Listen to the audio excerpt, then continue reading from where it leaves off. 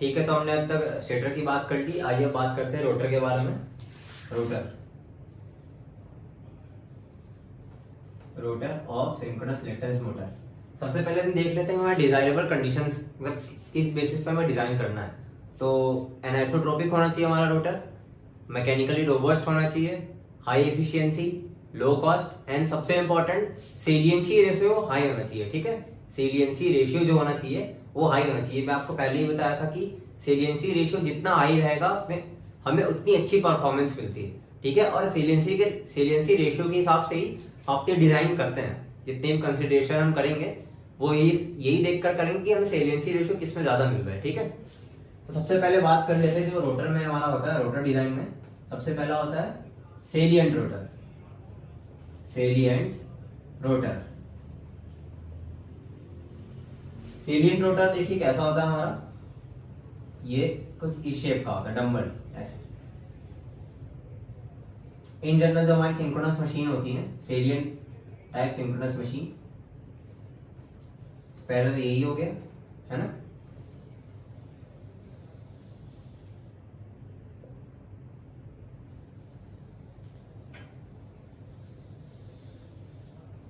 Okay,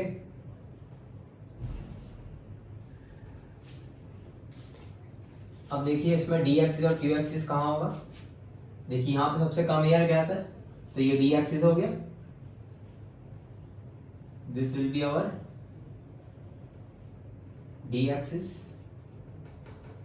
and यहाँ पे देखिए सबसे ज्यादा एयर गैप है, this will be our Q axis. Q axis यहाँ पे अगर हम इलेक्ट्रिकली भी बात करें तो भी 90 डिग्री है, और मैकेनिकली भी बात करें तो भी 90 डिग्री है। ठीक है, मान लीजिए इसका नाम भी दे देता हूं मैं, ये नॉर्थ पोल हो गया, साउथ पोल। ओके, अब देखिए जो दूसरे टाइप, अब देखिए इसमें दूसरे टाइप में पहले देखिए सेलिएंट के थोड़ा और बताता हूं मैं आपको। इसमें जो सेलियंसी रेशियो मिलता है हमको, सेलियंसी रेशियो, सेलियंसी रेशियो यानी कि HD/XQ, ये हमें अप्रोक्सीमेटली 2.3 मिलता है, जो कि काफी कम है। सेलिएंट रोटर के केस में हमारा क्या होता है, सेलियंसी रेशियो होता है काफी कम मिलता है हमको, तो जो परफॉर्मेंस होती है हमें उतनी डिजायरेबल नहीं मिलती अगर इंडस्ट्रियल पॉइंट ऑफ व्यू से मैं बात करूं। तो हम इसलिए हम अब क्या करते हैं, तो दूसरे डिजाइन देखते हैं। तो नेक्स्ट डिजाइन की हम बात करते हैं, इसको अभी बने ही रहने देते हैं। ये क्यू एक्सिस हो गया था। फिर दूसरे टाइप का होता है हमारा, वो होता है radially laminated core. Radially laminated. Okay, अब देखिए ये कैसा होता है हमारा,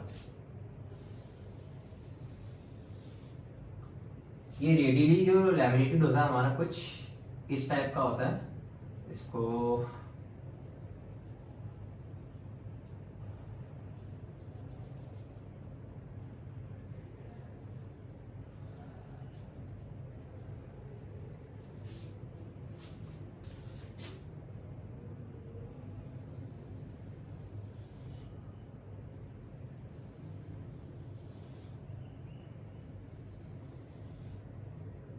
थोड़ा सा टाइम लग रहा है इसको बनाने में।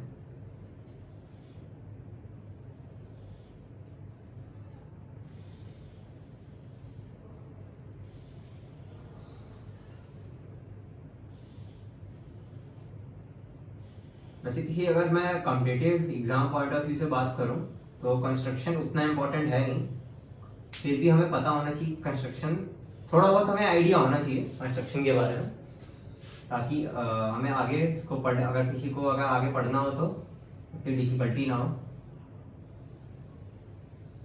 वैसे तो ये सब जो हम पढ़ते हैं कंस्ट्रक्शन वगैरह सब फीचर्स, कोई एमटेक वगैरह या आगे रिसर्च में जाता है तो उसको पढ़ना पड़ता है बढ़िया से। अगर आप बीटेक लेवल पे देख रहे हैं इसको तो उतना कंस्ट्रक्शन में जाने की जरूरत नहीं है, बस हल्का फुल्का आप आइडिया रख सकते हैं कंस्ट्रक्शन का। जैसे अगर सेमेस्टर एग्जाम वगैरह के लिए आपके लिए हेल्पफुल हो गए कि वहां पे थ्योरी में आपको लिखना पड़ता है कई बार कंस्ट्रक्शन के बारे में।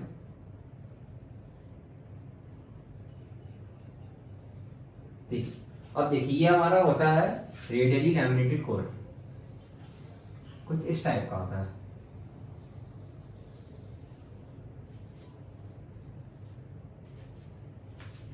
अब देखिए ये जो होता है ना, ये बीच में आपको दिख रहा है, इसको बोलते हैं flux barrier. This is called flux barrier, flux barrier. ये जो होता है हमारा बीच में एयर रहता है इसके। अब ये आप जैसे मैं आपको यहाँ पे भी दिखा सकता हूँ, वीडियो में भी आप देख सकते हैं, छोटा सा एनिमेशन है। इसमें आप देखिए एक के ऊपर एक हम क्या करते जा रहे हैं, प्लुरैलिटी ऑफ स्टील्स।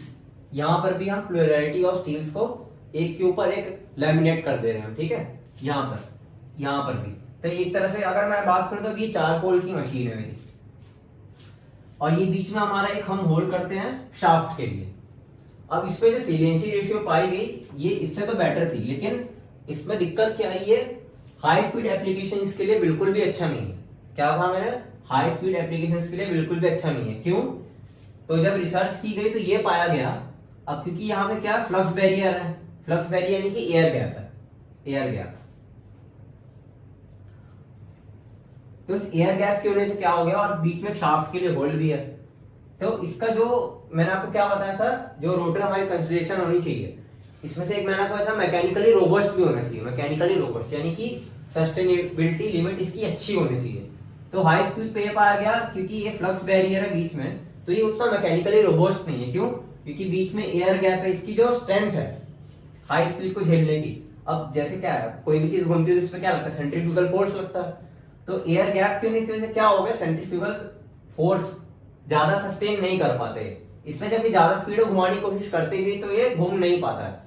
आप देख भी सकते हैं इतने सारे फ्लक्स बैरियर प्लस बीच में शाफ्ट के लिए एक बड़ा सा होल भी कम कर देते हैं। तो सेलियंसी रेशियो ऑल्दो इसमें अच्छी मिलती है, लेकिन हाई स्पीड एप्लीकेशंस के लिए बिल्कुल भी गुड नहीं। और अभी कंस्ट्रक्शन में आपको दिखाई इसका कैसा एनिमेशन में दिखाया था, कैसे एक के ऊपर एक हम इसको रख देते हैं, ठीक है। अब इसमें बात कर लेंगे डी एक्सिस और क्यू एक्सिस कहां पे होगा।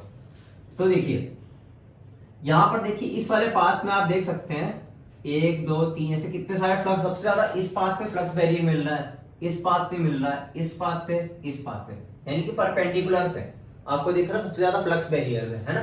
तो जहां पे सबसे ज्यादा फ्लक्स बैरियर है यानी कि फ्लक्स को ज्यादा पार्ट ट्रेवल करना पड़ेगा, उसको इतनी रेजिस्टेंस ऑफर कर रहा है, ठीक है। या फिर अगर मैं इसके फ्लक्स के केस में बात करूं तो उतना रिलेक्टेंस ज्यादा ऑफर हो रहा है इन पाथ्स पे, ये वाले है ना, इस पाथ पे और इस पाथ पे सबसे ज्यादा रिलेक्टेंस ऑफर हो रहा है। तो ये वाला जो मेरा हो गया ये, दिस इज क्यू एक्सिस, ठीक है। यहां पर तो देखिए 90 डिग्री पे था, इलेक्ट्रिकली भी मैकेनिकल भी। अभी इसको हम और चीज समझेंगे, लेकिन क्या यहाँ पे भी 90 डिग्री पे होगा। देखिए अगर मैं इसको यहाँ पे देखा हूं तो ये भी तो क्यू एक्सिस ही है, क्योंकि देखिए यहाँ पर क्या है, यहाँ पर भी फ्लक्स बैरियर सबसे ज्यादा मिल रहा है। यहाँ पर देखिए इस पाथ पे सबसे ज्यादा रिएक्टेंस ऑफर हो रहा है। तो यहाँ पर आप अगर इस पाथ को देखें, ये वाली अगर मैं इसको ड्रॉ कर दूं ये, so this will be our D axis, क्योंकि आप देख सकते हैं यहाँ पर कोई फ्लक्स बैरियर नहीं है। यहाँ पर जो भी फ्लक्स होगा डायरेक्ट इसको कांटेक्ट करेगा, है ना, हमारे रोटर को। और रोटर बेसिकली हमारे बनते भी किसके हैं, सिलिकॉन स्टील्स के बनते हैं हमारे जो रोटर होते हैं हमारे। तो ये मेरा हो गया डी एक्सिस। अब आप देख सकते हैं यहाँ पर तो डी एक्सिस और क्यू एक्सिस के बीच में 90 डिग्री का एंगल है, लेकिन यहाँ आप देख रहे हैं लगभग 45 डिग्री का एंगल है, लेकिन ये मैकेनिकली है, इलेक्ट्रिकली नहीं है। अब इसको थोड़ा और समझने के लिए हम क्या करते हैं, थोड़ा सा कंसिडरेशन लेते हैं। एक एग्जांपल, मान लीजिए मेरा रोटर है और ये मेरा कंडक्टर यहाँ पे से शॉर्ट में रखा हुआ है, ठीक है। अभी मान लीजिए मेरा रोटर जो है सेलिएंट वाला वो कुछ इस पोजीशन पे है, ऐसे।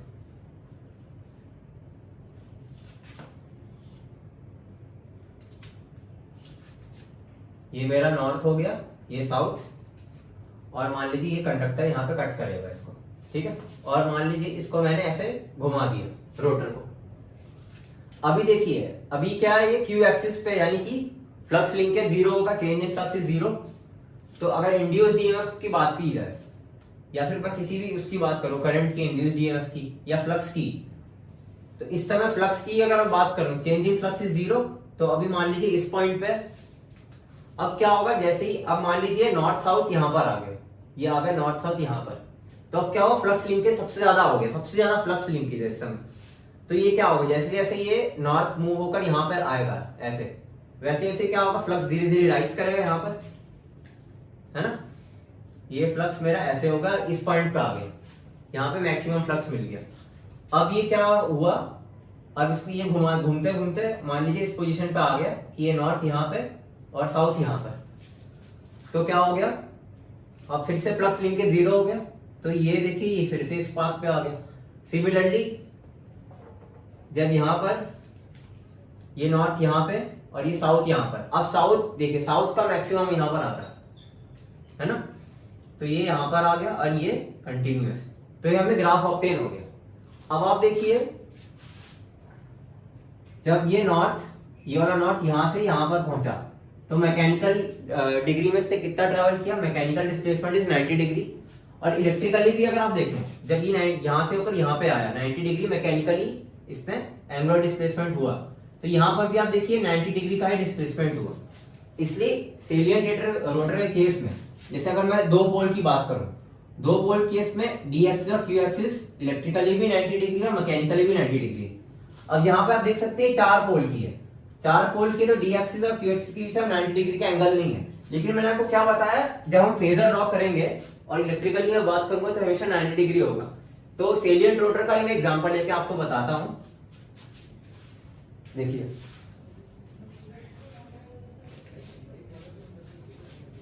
अब देखिए, इसी में हम ड्रॉ कर लेते हैं। इसमें अब मैं 4 पोल की लेता हूं, 4 पोल की सेलियंट रोटर लेता हूं, मान लीजिए।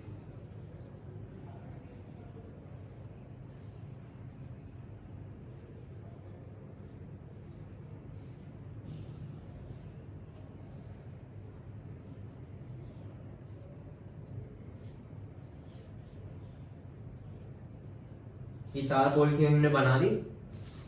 This will be north south north south, ठीक है। एंड यहाँ पर हमने रख दिया मान लीजिए हमारा कंडक्टर। तो सबसे पहले मैं मान लेता हूं, मान लीजिए कि अभी मान लीजिए जो नॉर्थ साउथ है मेरे, और इसको एक डायग्राम और ड्रॉ कर लेता हूँ थोड़ा सा अंडरस्टैंडिंग के लिए। ये चीज क्योंकि लोगों को कंफ्यूजन रहता है क्यू एक्सिस और डी एक्सिस के बीच के एंगल में हमेशा।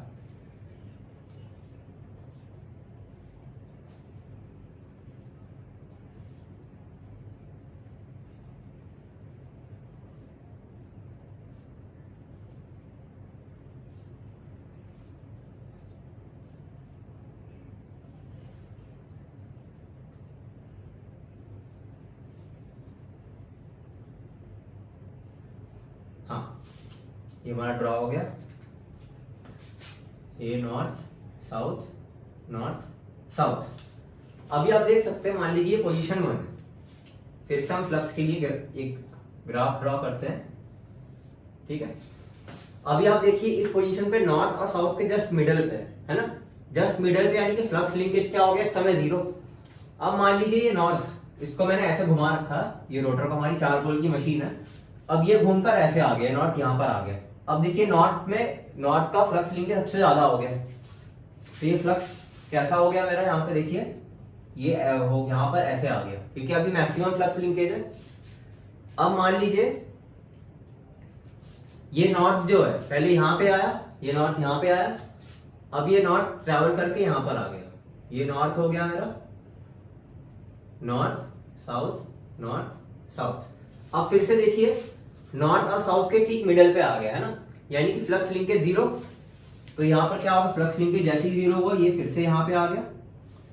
अब मान लीजिए फिर से यहाँ पे ये घूमते घूमते ये साउथ यहाँ पर आ गया मेरा, साउथ यहाँ पर आ गया, साउथ एंड नॉर्थ। अब देखिए साउथ पे मैक्सिमम हो गया, साउथ में ये मैक्सिमम हो गया, तो इसको ये यहाँ पे पहुंच गया। एंड सिमिलरली ये अपने ऐसे पाथ कंप्लीट कर लेगा। अब आप ध्यान से देखिए, इसको समझ जाएंगे तो बस आपका काम हो गया। देखिए पहले नॉर्थ कहां पे था इनिशियली, जब स्टार्ट किया था 0 से, नॉर्थ साउथ यहां पे था। अब देखिए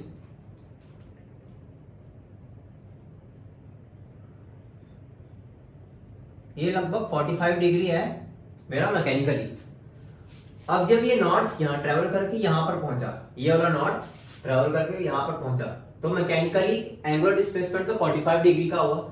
लेकिन अगर इलेक्ट्रिकली हम देखें, इसको अगर नॉर्थ बोल दिया और ये साउथ, इलेक्ट्रिकली आप देखिए तो ये मेरा 90 डिग्री है। यानी कि इलेक्ट्रिकली, अगर इलेक्ट्रिकली रेडियंस में बात करूं तो इसका 90 डिग्री डिस्प्लेसमेंट हुआ है। भले ही मैकेनिकल में 45 हो गया हो, लेकिन इलेक्ट्रिकली तब भी 90 है। यही चीज हमने टू पोल के केस में भी देखी। इसलिए जब भी हम फेजर डायग्राम तो हमेशा हम इलेक्ट्रिकल रेडियन में करते हैं, इलेक्ट्रिकल डिग्रीज में। तो जब भी आप फेजर डायग्राम ड्रॉ करते हैं ना, फेजर डायग्राम मैं आपको आगे बताऊंगा अभी, तो जब भी फेजर डायग्राम आगे ड्रॉ करते हैं, मैं अभी ये समझाना चाहता हूं कि क्यों डी एक्सिस और क्यू एक्सिस के बीच का एंगल हमेशा 90 डिग्री रखते हैं। तो जब भी हम फेजर ड्रॉ करते हैं तो डी एक्सिस और क्यू एक्सिस के बीच का एंगल 90 डिग्री होता है, 90 डिग्री इलेक्ट्रिकल, ये फिक्स है। ठीक है, मैकेनिकल भी हो सकता है अगर टू पोल की केस की हम बात करें। वैसे भी हमारा एक रिलेशन होता है, अगर आपने इलेक्ट्रिकल मशीन में पढ़ा होगा तो थीटा इलेक्ट्रिकल जो होता है वो होता है मेरा p/2 ऑफ थीटा मैकेनिकल। ये रिलेशन इंपॉर्टेंट है, आप इससे भी चेक कर सकते हैं चाहे तो, है ना। मान लीजिए 4 पोल की मशीन थी और मैकेनिकली 45 ट्रेवल किया, तो 4 पोल की मशीन थी, तो इसको एक बार सॉल्व कर लेते हैं। 4 पोल की मशीन 4/2 और मैकेनिकली कितना ट्रेवल किया, 45 डिग्री एंगल ट्रेवल किया। तो 2 से 2 का 2 देखिए 90 डिग्री आया, थीटा इलेक्ट्रिकल 90 डिग्री आया। मान लीजिए 2 पोल की मशीन होती 2/2 और मतलब 2 पोल की मशीन थी, तो थीटा मैकेनिकल कितना था मेरा, 90 डिग्री था, 90 डिग्री। तो ये 2 से 2 कट हो गया, देखिए थीटा इलेक्ट्रिकल तब भी 90 आया। तो आप चाहे फॉर्मूले से देख लें, अगर आप ऐसे टेंटेटिवली समझना चाहे तो मैंने आपको दोनों तरीके से समझा दिया। तो आपके माइंड में हमेशा ये रहेगा जब भी फेजर डायग्राम ड्रॉ करेंगे, डी एक्सिस क्यू एक्सिस के बीच का एंगल हमेशा 90 डिग्री होगा। ठीक है, तो हाँ, हम तो कंस्ट्रक्शन की भी बात कर रहे थे साथ ही साथ। तो आप समझ गए होंगे यहाँ पे डी एक्सिस और क्यू एक्सिस मैंने ऐसे क्यों दिखाया है। अब आगे हम बात करते हैं और कंस्ट्रक्शन की। तो इसमें मैंने आपको जैसे बताया था कि हाई स्पीड एप्लीकेशंस के लिए गुड नहीं है। तो अब हम नेक्स्ट अपना डिजाइन देखते हैं, जो है third, axially laminated. Axially laminated.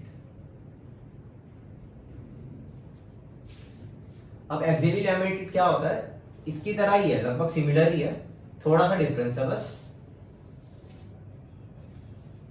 इसमें भी हम क्या करते हैं, प्लुरलिटी ऑफ स्टील्स को एक के ऊपर एक लैमिनेट कर देते हैं, बस इसमें तो थोड़ा सा शेप होता है ना, वो डिफरेंट हो जाता है। ये शेप देखिए कुछ ऐसी हो जाती है,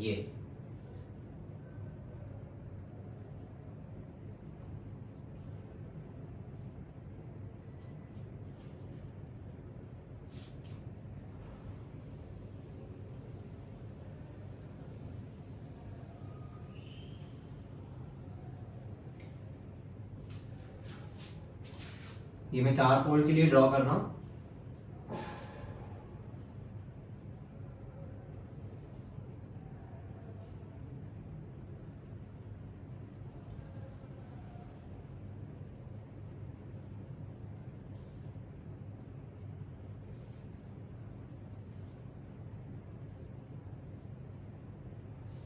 ठीक है, अब आप देख सकते हैं यहाँ पर ये काफी सिमिलर है, थोड़ा सा शेप का डिफरेंस है। तो एक्सपेरिमेंटली ये पाया गया जो इसका सेलियंसी रेशियो है वो इससे काफी बेटर मिला मेरे को, और ये हाई स्पीड एप्लीकेशंस के लिए भी काफी हद तक इसके लिए अच्छा था। लेकिन फिर भी इसमें भी फ्लक्स बैरियर होने की वजह से, ये क्या है, फ्लक्स बैरियर्स ही है, इसमें भी फ्लक्स बैरियर्स होने की वजह से काफी दिक्कतें आती हैं industrial application point of view से। इसलिए जो आजकल लेटेस्ट चल रहा है, तो ये तो हमारे 3 टाइप के हो गए। सबसे पहला सेलियंट, रेडियली एंड एक्सियली। तो आजकल जो नए टाइप का चल रहा है वो है मेरा ट्रांसवर्स लैमिनेटेड। चौथे टाइप का एक ट्रांसवर्सली लैमिनेटेड, ट्रांसवर्सली लैमिनेटेड।